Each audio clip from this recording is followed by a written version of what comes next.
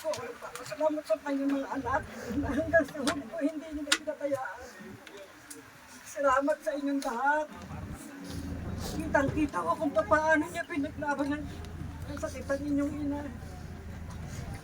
Pero napakadaya niya. Sabi niya nung mamatay ang aming ina. Sabi niya, nauubos ang mga kapatid natin. Tayo lang dalawa matitira.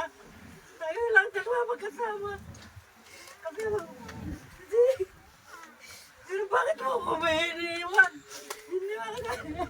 Binigay mo sa akin lahat ang responsibilidad.